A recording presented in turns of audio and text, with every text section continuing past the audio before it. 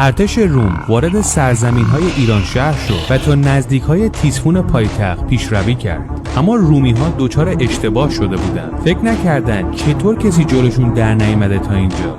وقتی نزدیک تیسفون میشن میبینن این یک تله بوده و اونجا ارتش ساسانی محاصره‌اش میکرد. در این جنگ زره‌پوش‌های ساسانی نقش اصلی رو ایفا میکردن. اونها شاهکار جنگی به وجود آورده بودن که حتی هرودیان که خودش یک رومی بود نتونسته ننویسه. خیلی از اروپایی‌ها به این زره‌پوش‌های ساسانی میگن تانک باستانی و واقعاً هم مثل تانک بوده، چون نه شمشیر بهشون کارگر میشد نه تیری که از کمون رها میشد. تازه نکته وحشتناکش این بود که چهره سرباز رو نمیتونستی ببینی.